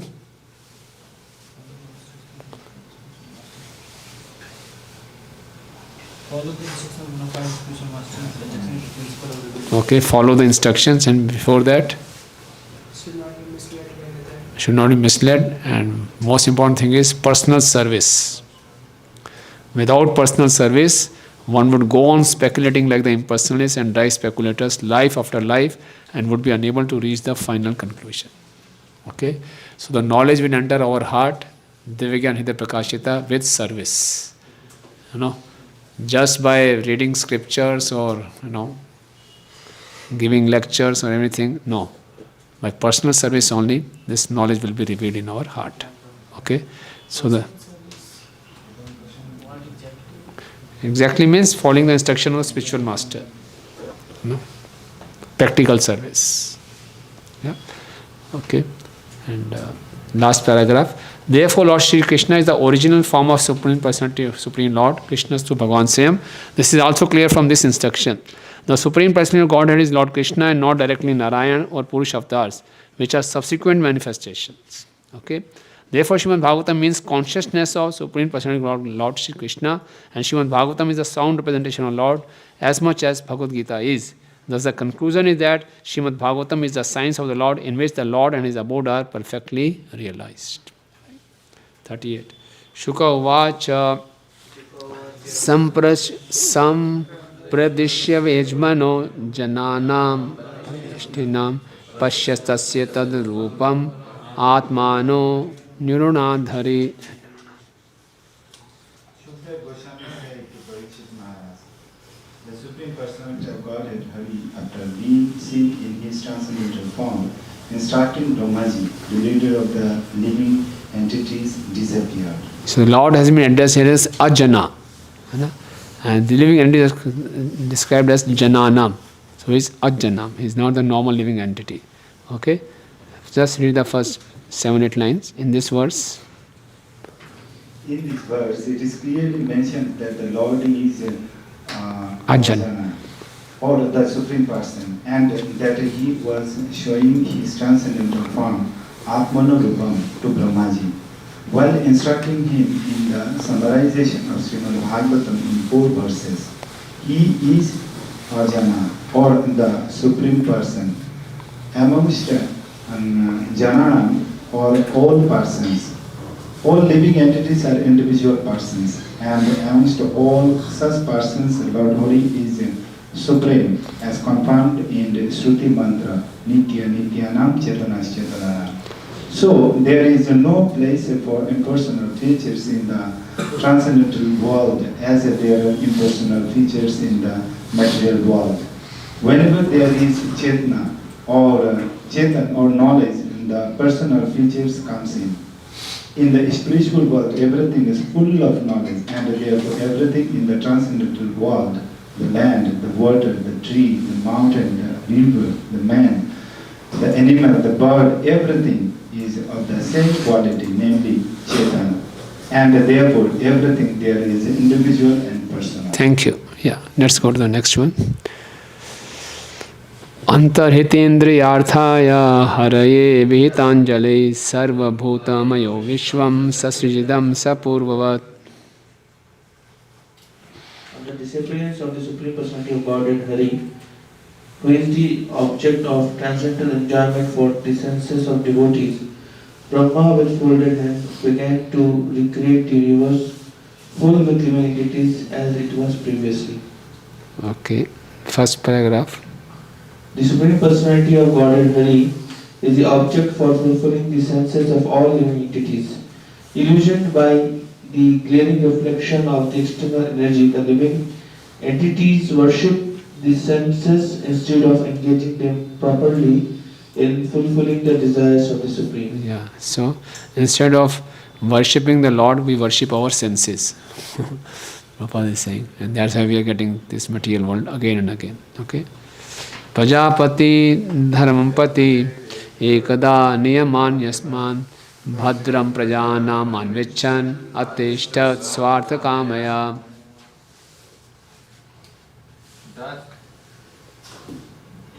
Thus once upon a time, the forefather of living entities and the father of religiousness, Lord Brahma situated himself in acts of regulative principle, desiring self-interest for the welfare of all living entities.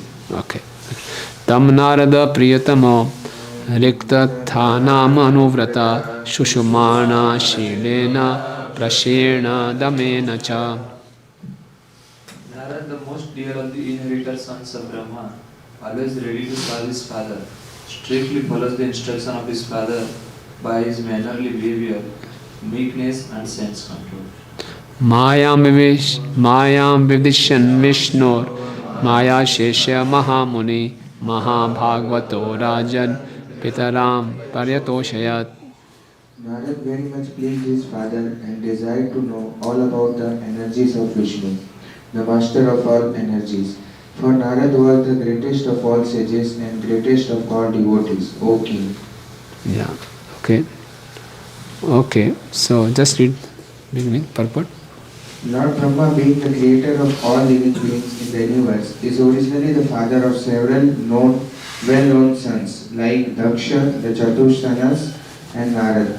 In three departments of human knowledge disseminated by the Vedas, namely fruitive work, Karma Kand, transcendental knowledge, Gyan Kand, and devotional service, Upasana Kand, Devarshi Narad inherited from his father Brahma devotional service, whereas Daksha inherited from his father fruitive work, and Sanak Sanatan, etc., inherited from their father information about Gyan Kand or transcendental knowledge. But out of them all, Narad is described here as the most beloved son of Brahma because of good behavior, obedience, meekness, and readiness to render service unto the father. And Narad is famous as the greatest of all sages because of his being the greatest of all devotees. Narad is the spiritual master of many famous devotees of the Lord. He is the spiritual master of Prahlad, Dhruv and Vyas, down to the forest animal hunter Kirat. His only business is to turn everyone to the transcendental loving service of the Lord. Therefore, all these features of Narad make him the dearmost son of his father, and all this is due to Narad's being a first-class devotee of the Lord. The devotees are always anxious to know more and more about the Supreme Lord, the Master of all energies, as confirmed in Bhagavad Gita. Machita matkata prana bodhyanta parasparam katyantascha mam nityam tushyanti cha ramanti cha. The Supreme Lord is unlimited and his energies are also unlimited. No one can know them completely. Brahmaji, being the greatest living entity within this universe and being directly instructed by the Lord, must know more than anyone within this universe. Although such knowledge may not be complete, thus it is the duty of everyone to ask about the unlimited Lord from the spiritual master in the disciplic succession of Brahma, which descends from Narad to Vyas, from Vyas to Sukdev, and so on. Tushtam nishamya pitram lokana pravitamaham devrishi pariprapachya bhavana yanamanu. The great sage Narada also embodied return from his father Brahma, the great grandfather of all universe, after seeing him well satisfied. Yeah, purport. The process of understanding spiritual or transcendental knowledge from the Realized person is not exactly like asking an ordinary question from the schoolmaster. The schoolmasters in the modern days are paid agents of giving some information, but the spiritual master is not a paid agent, nor can he impart instruction without being authorized. In the Bhagavad Gita 434, the process of understanding transcendental knowledge is directed as follows. Tadviti pranipadena pariprashnena sevaya upadeshyanti deganam jnaninas tattvadarshina. Arjuna was advised to receive transcendental knowledge from the realized person by surrender, questions and service. Receiving transcendental knowledge is not like exchanging dollars. Such knowledge has to be received by service to the spiritual master. As Brahmaji received the knowledge directly from the Lord by satisfying him fully, similarly, one has to receive the transcendental knowledge from the spiritual master by satisfying him. The spiritual master's satisfaction is the means of assimilating the transcendental knowledge. One cannot understand transcendental knowledge simply by becoming a grammarian. The Vedas declare Yasudeva Parabhakti Yatha Deveta Garutashita Kaditari Artha Prakashante Mahatmana. Only unto one who has unflinching devotion to the Lord and to the spiritual master does transcendental knowledge becomes automatically revealed. Svetastra Upanishad 6:23. Such a relationship between the disciple and the spiritual master is eternal. One who is now the disciple is the next spiritual master, and one cannot be a bona fide and authorized spiritual master unless one has been strictly obedient to his spiritual master. Thank you, thank you. Last paragraph, please read. One should not think of Brahmaji as a dead great grandfather, as we have experienced on this planet. He is the oldest great grandfather and he is still living, and Narada is also living. The age of the inhabitants of the Brahma Loka planet is mentioned in the Bhagavad Gita. The inhabitants of this small planet Earth can hardly calculate even the duration of one day of Brahma. Tasma idam bhagavatam puranam dasha lakshanam proktam bhagavata praha prita putraya bhutakrit. Thereupon, the supplementary Vedic literature, Srimad Bhagavatam, which was described by the personality of Godhead and which contains 10 characteristics, was told with satisfaction by the father, Brahma, to his son Narada. Yeah, okay. Okay, so then 10 he gives us the 10 lakshana of this, okay. So in between, if you read in the middle of the purport, middle of the first paragraph, Brahmaji had also advised Narada previously that he should expand the idea he had heard from Brahmaji. Sri Chaitanya Mahaprabhu instructed this to Srila Rupa Goswami in a nutshell. But the disciple Rupa Goswami expanded this very elaborately. And the same subject was further expanded by Jiva Goswami and even further by Sri Vishwanath Chakravarti Thakur. We are just trying to follow in the footsteps of all these authorities. So Srimad Bhagavatam is not like ordinary fiction or mundane literature. It is unlimited in its strength, and however one may expand it according to one's own ability. Bhagavatam still cannot be finished by such expansion. Srimad Bhagavatam, being the sound representation of the Lord, is simultaneously explained in 4 verses and in 4 billion verses all the same. Inasmuch as the Lord is smaller than the atom and bigger than the unlimited sky, such is the potency of Srimad Bhagavatam. Okay, that's wonderful. Yeah. Okay, Narada praha munne saraswastya tata nipa dhyayate brahma parma yasa smita tejase.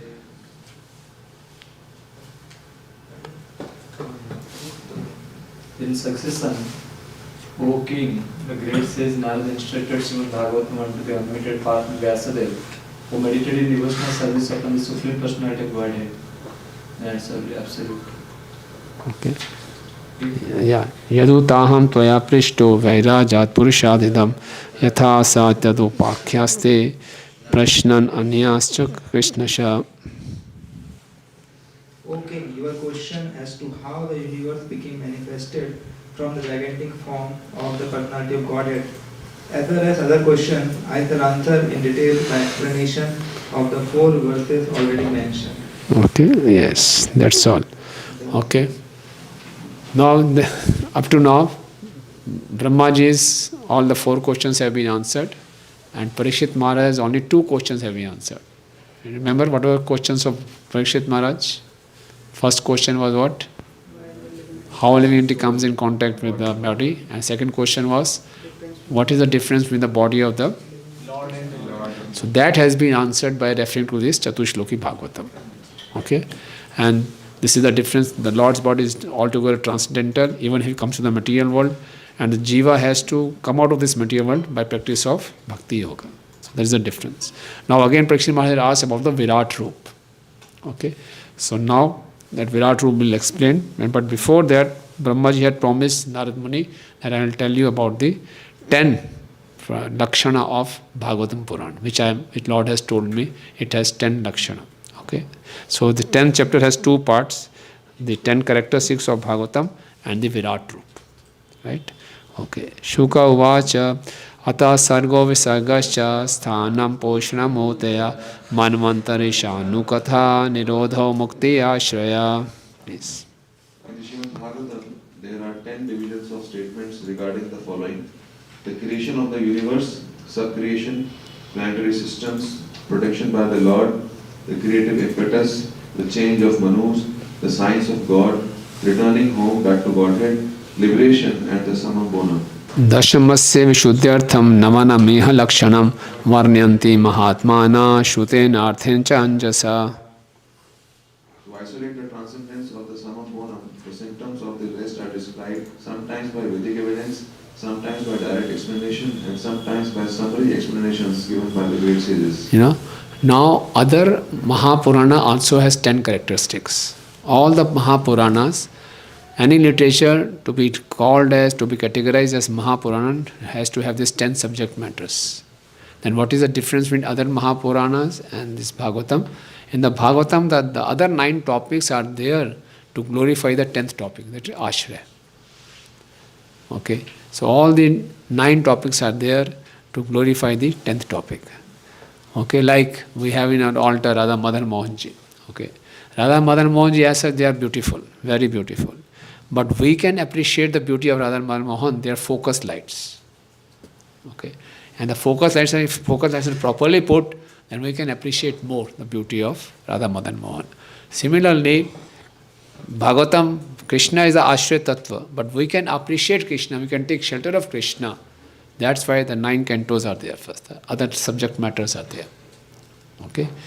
Krishna is not dependent on these other 9 subject matters, but for us to understand Krishna more, better, these 9 subject matters are there. Right? They're just like the focus lights. Okay? Now, the focus lights are there because of Radha Madan Mohan. If Radha Madan Mohan is not there, what is the use of these focus lights? Similarly, all these 9 topics have their existence because of the 10th topic. So the 10th topic is the most important, Ashraya. But to reach to this topic of 10th topic, these 9 topics are there.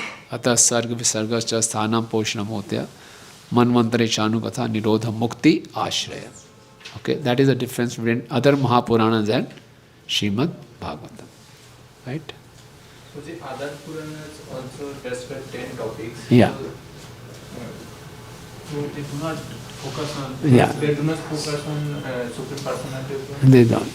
The other 9, in the other Mahapuranas, also Krishna is being described. Padam Puran, Matsya Puran, Krishna is being described. But he is not the hero. Eta Chansha Kala Punsha Krishnastu Bhagavan Swayam. That is not there. And this is the Paribhashya Sutra of Srimad Bhagavatam. Right? Yes, please. In other words, Raji, sometimes this confusion is there, not in devotees, but outside. Like many people do not consider Krishna to be the God.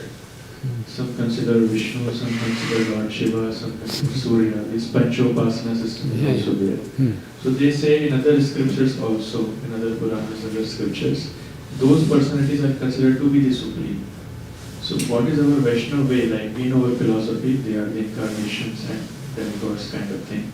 But how to convince them about the supremacy of Srimad Bhagavatam and what is mentioned in other Puranas is not that supreme? Yeah, we normally tell them there are 18 Puranas as per the modes of nature. So some Puranas are meant for those people in mode of ignorance, 6 Puranas for Rajoguni, 6 Puranas for Tamoguni, 6 for Satoguni. But the supreme is Srimad Bhagavatam. Okay? And because Chaitanya Mahaprabhu is, this is the opinion of Chaitanya Mahaprabhu. And even if you go, Srila Jiva Goswami, you know, out of all the 6 Goswamis, Jiva Goswami is a, you know, he is respected in outside world also. And his Sandarbhas are the subject topics of, you know, post PhD also in Banaras University and everywhere. So he especially written this Srimad, all these Shandarbhas to stress upon the importance of Srimad Bhagavatam. So from philosophical point of view also, you say, many PhDs are being conducted in big universities, and they also concluded that Srimad Bhagavatam is the topmost literature. You know, they may not be aware of this. Please go and check up in Harvard University, in Banaras Hindu University, in Oxford University. There are many PhD scholars who have this thesis. You know, if they want to come to that level, so you can go and check up. Otherwise, 6 Puranas for Rajoguni people, 6 Puranas for Tamoguni. Otherwise, if he has to be convinced, no problem. Right? Okay. भूत मातेन्द्रिय अधीयम जन्म सर्ग उदाहरिता ब्राह्मणो गुण वैष्मद्याद विसर्ग पौरुष स्मृता.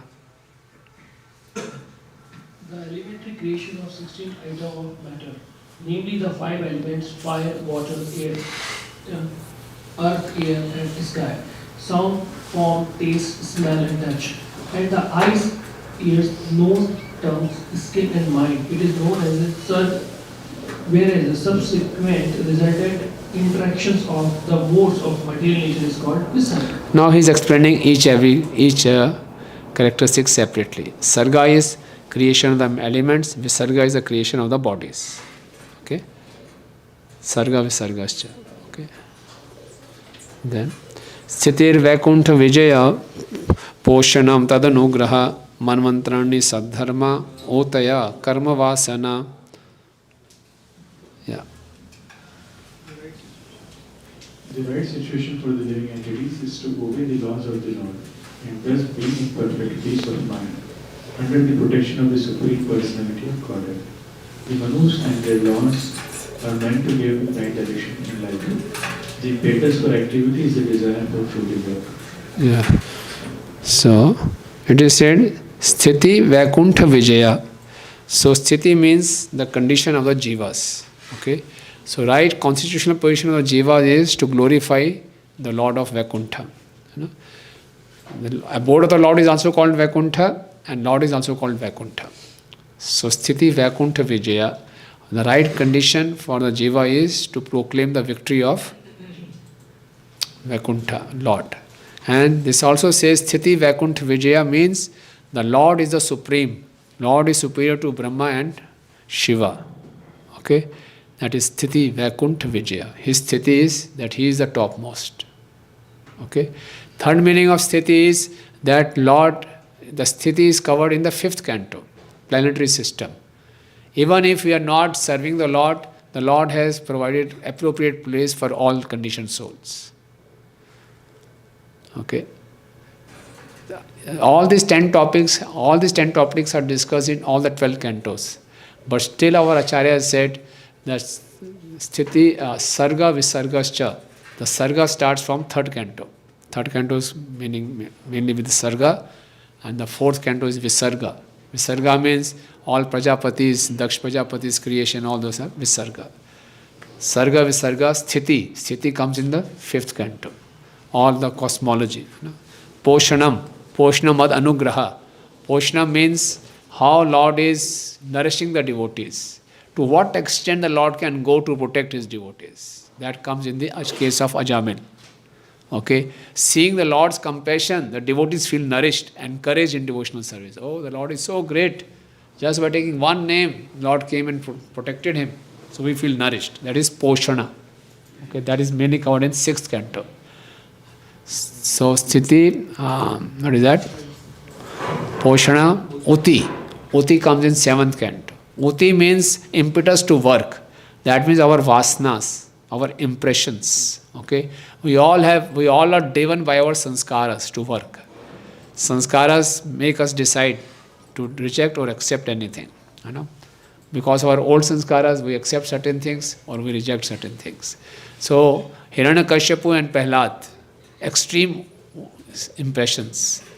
Prahlad Maharaj had good impressions right from the womb from his mother, and Hiranyakashipu also had bad impressions right from the womb of her mother, his mother, Diti. Because Diti and Kashyap, they joined at the wrong time. So Hiranyakashipu had all bad utis and Prahlad Maharaj had all good utis. These are the extremes. But what to do for a person who is in between? For that there is a Varnashram Dharma. So 7th canto deals with all this. Extreme cases, Prahlad Maharaj, Hiranyakashipu and Varnashram Dharma. So that is karma vasana, impetus to work. Okay. Then Manvantar. It was there. Manvanta Sadharma. So Parikshit Maharaj at the beginning of 8th canto inquires from Sukadeva Goswami that till now you have described only the first Manu, Swayambhu Manu. All the genealogy of first Manu, it continued up to the 6th canto. Okay. Now I want to know about the other Manus. The 8th canto is about all the Manus. You know? In the 4th Manu, Gajendra Moksha was there. And the 6th Manu, that Samudra Manthan Leela, everything. So Manvantar, on each Manu, the whole cabinet changes. The demigods, Saptarishis, the Lord's incarnation, the son of Manu, all they change. Okay. That is Manvantar to establish the dharma, Sadharma. Okay. So it is being described here, right? Manvantar Sadharma, Utaya Karma Vasana. Right? So we'll go to the next verse. Avataram charitam harir cha sanuvartinam punsasish katha prokta nana akhyapo bhamrita. The signs of God describe the incarnation of the personality of Godhead and his different activity together with the activity of his great devotees. So this is Ishanu Katha. This is 9th canto. So 9th canto we have stories of Lord Ram, okay, Parshuram, and also Yaduvanshi starts, So, and his devotees also, Yayati, Amrish Maharaj, they are all the stories of the 9th canto. Ishanu Katha, okay. Nirodho Shyanu Shyatmana Sashakti Atmana Sashakti Bhi Mukti Hitvanitha Rupam Sarupena Vyavasthita. Emerging of the living entity along with his conditional living tendency with the mystic lying down of the Mahavishnu is called winding up of the cosmic manifestation. Liberation is the permanent situation of the form of the living entity after he gives up changeable gross and subtle material body. Okay. So in the 12th canto, 4 kinds of annihilations are described. Naimittik, Prakritik, Nitya, those all annihilations have been described. And the 11th canto, Mukti is there. So their main 2 episodes are the subject matters of 11th canto, Uddhav Gita, Lord speaks Gita to Uddhava, and dialogue between Nimi and Navyogendras. So 11th canto is all full of philosophy for getting liberation. And 12th canto is all about annihilation. Right? And then Abhasascha Nirodhascha Yato Stya Savadhiyase Sa Ashrayascha Brahma Paramatmeti Shabdyate. Who is celebrated as the supreme being or the supreme soul is the supreme source of the cosmic manifestation as well as its reservoir and winding up.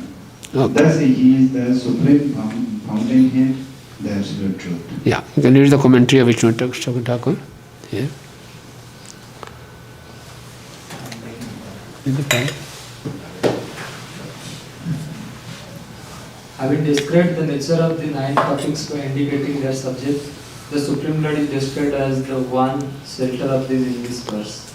That by who is creation, Avasa, Visarga, Sthiti, Posana, Uti, Manvantara, Isakatha, Cha, destruction, Nirodha, and Mukti are accomplished is called the Asraya, Bhagavan or Narayan. Since he looks upon the creation, maintenance and destruction, according to the method of worship, is described in different ways. Thus he is called Param Brahma by the Gyanis and Paramatma by the Yogis. Okay. So all these 9 things are done by Krishna only. Sarg, Visarg, Sthanam, Poshanam, Motya, Manvanta, Ishanu Katha. Everyone is dependent on Ashraya. Okay. Ashraya means 10th canto. Ashraya is the 10th canto. And Mukti is 11th canto. 11th canto. And Nirodha is 12th canto. Okay. Okay, so you can see that the word iti, you can read the purport, yes, synonyms of the Synonyms for the supreme source of all energies, as explained in the very beginning of the Srimad Bhagavatam, are Janmadi Asiyata, Badanta Tattvavidas Tattvam Yogyanam Advayam, Parmiti Paramatmati Bhagavaniti Sadyate, called Param Brahma, Paramatma or Bhagavan. The word iti used here in this verse completes the synonyms and thus indicates Bhagavan. This will be further explained in the later verses, but this Bhagavan ultimately means Lord Krishna, because the Srimad Bhagavatam has already accepted the Supreme Personality of Godhead as Krishna. Krishnastu Bhagavan Swayam. The original source of all energies, or the Samantanam, is the absolute truth which is called Param Brahma, etc. And Bhagavan is the last word of the absolute truth. But even with the synonym for Bhagavan, such as Narayan, Vishnu and Purush, the last word is Krishna, as confirmed in the Bhagavad Gita, Aham Sarvasya Prabhavo Matta Sarvam Pravartate. Besides that, the Srimad Bhagavatam is the representation of Lord Sri Krishna as a sound incarnation of the Lord. Krishna Swadham Upavati Dharma Jnana Divisaha Kalo Nashtutri Samesa Puranam Kathanaditi. Thus, by general conclusion, Lord Krishna is the ultimate source of all energies, and the word Krishna means that, and to explain Krishna or the science of Krishna, the Srimad Bhagavatam has been written. okay. So Krishna is the ultimate absolute truth. All these Vishnu Tattva is also absolute truth. Narayan, Manar Singha, Matsya, they are also absolute truth. But Krishna is the last word in absolute truth. The ultimate absolute truth. And Srimad Bhagavatam is science of Krishna. Okay? That way. Okay, now we said that Krishna is also addressed as Brahmeti, Paramatmeti. Now in the verse 8 and 9, it will be said that Paramatma is also Ashraya. How Paramatma is Ashraya? In that context, these 2 verses are there. Yo adhyatmik yo yam purusha so aswadhi devika yatra tatrobhya vicheda purusho hi adhibhautika. Yes, please read. The individual person possessing different instrument of senses is called the Adhyatmic person, and the individual controlling deity of the senses is called Adi Devi. The embodiment seen on the eyeballs is called the Adi Bhautik person. So it's a very confusing verse, but it will be cleared. It is said, I'll describe you. The individual person possessing different instruments of senses is called Adhyatmic. The individual controlling deity of the senses is called Adhidevik. The embodiment seen on the eyeball is called Adhibhautik person.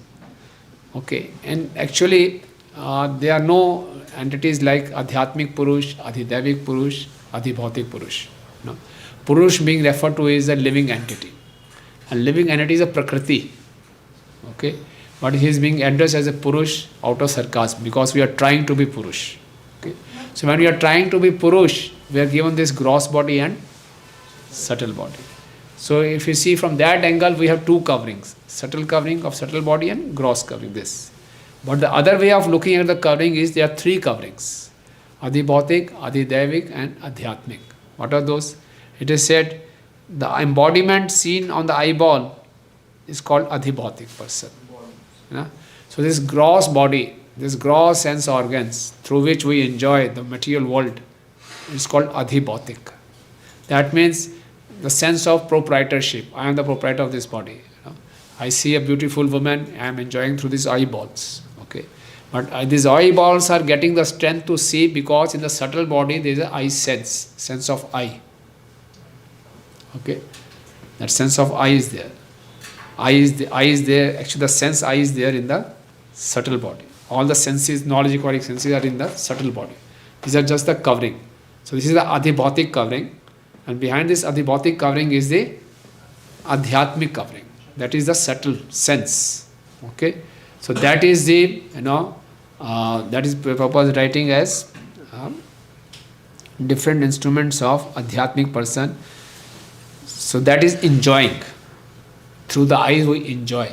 Okay, so that if I consider myself as the enjoyer, so that covering is adhyatmic person, adhyatmic purush.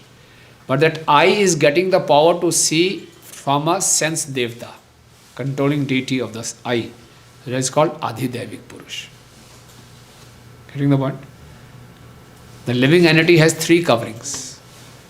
This body is one covering, is called adhibhautik, through which I have a sense of proprietorship. I have this body, I have this body.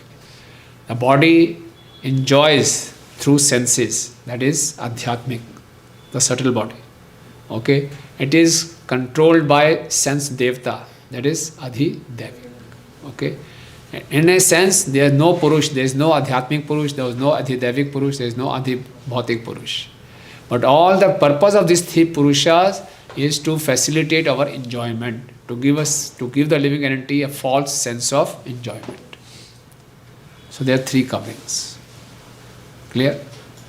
Why we are discussing this? It will be cleared in the next verse. Clear? Eyeball, eye sense, and eye devta is sun god. Okay? All these are dead matter. Eyeball is dead matter. Sense of eye is also dead matter. Sun god is a living entity, but his body is also dead matter. So that way these purushas don't exist. But to create a feeling of purusha, we have these coverings. Right? So they have been designated like this. Now why we are discussing this? It will be covered in the 9th verse. Okay? Ekam ekatara bhave yada nopabalabhahe tritayam tatra no veda so atma sva ashraya ashraya. Yes, read please. All three of the above mentioned stages of different living entities are interdependent. In the absence of one, another is not understood. But the Supreme Being who sees every one of them as the shelter of the shelter is independent of all. And therefore he is the Supreme Shelter. Okay. Now all these three, yes. So the three purushas, they cannot work independently. They are interdependent. One may have very beautiful eyes, lotus eyes, going up to his ears. But he's subtle, he's blind. Good eyeball, external good eyes, eye socket is very good. But in the subtle body, that eye is not working. It's of no use. So the adhibhautik purush is dependent on adhyatmic purush. Or one may have very good adhyatmic purush, good eye sense, but eyeball is defective. One is squint or something like that, is not able to see. No problem. Both are good. Good eye shape, good eye sense organ. Sun god is not there. I won't be able to see. So they are interdependent. Okay. So that means they require shelter of someone. So all these three purushas are depending on the soul. As long as soul is there, living entity is there, they are working. Okay. But the soul also is not completely independent. The soul is dependent on super soul. So Paramatma is also taken as Ashraya. For those who are pursuing for Paramatma, for them Paramatma is the Ashraya. This proves that. Will be here subtle sense is not working. How it happens, like the subtle sense, the subtle eye is not working, you say? Yeah. Subtle we cannot see. Normally we see from this only. This is defective. No? Sometimes, no, actually the senses, this is just an instrument. Like in spectacles an instrument, this eyeball is also an instrument. Real is through this subtle body. So that also doesn't work. That may not work. Sometimes there will be people who will be having eyes but they cannot see. They cannot see. Blindness. Yeah. So these three purushas are dependent on the soul and the soul is dependent on the super soul. So that way Paramatma is also the Ashraya. Clear? Krishna Mukund Prabhu. Any such example where eyes are fine, mechanically all arrangements of eyes are fine, but subtly someone is not, in subtle sense, I never think of such example. Because I was just giving that example, Proji. I think you said like some people get blindness, like color blindness or something like that. So they have everything fine outside, it is seen, but still they cannot see. Because our modern science, they do not acknowledge that there is a subtle body, and a subtle body, the real eye is there. So they go for operation for every hair. And then say, नहीं हो सकता, नहीं हो सकता. They will say, नहीं हो सकता है, ठीक नहीं हो सकता. क्यों नहीं ठीक हो सकता? अभी करो, इंस्ट्रूमेंट है कुछ भी ठीक करो, नहीं हो सकता. Because it is in the subtle body. That power of seeing is not there. So if the modern science won't say कि ये आई बॉल तो ठीक है, subtle eye खराब है, वो ऐसा बोलेगा नहीं.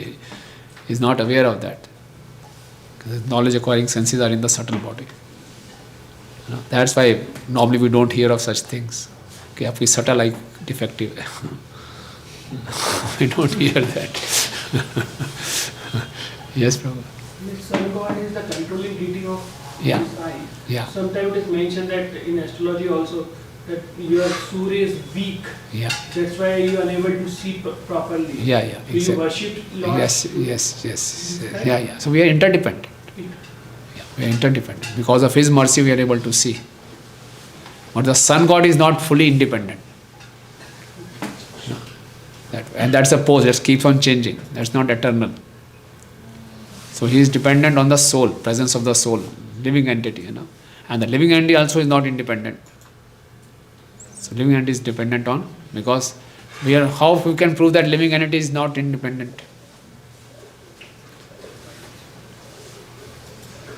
Or every desire is being sanctioned by the Lord. Yeah, every desire is being sanctioned by the Lord. Bhagavad Gita 18:14. Adhishtanam tatha karta karnam cha patak vita. Vividam cha patak cheshta devam cha evatra pancha. We need a sanction of super soul for execution of all our desires. So that's why we are also not independent. So Paramatma is the ashram. Okay? Clear? So till now we have covered the 10 subject matters. Okay? Now we'll start discussing about the Virat Purush. So we'll come meet at 3 o'clock and we'll try to wind up by 5 o'clock. Thank you. Hare Krishna.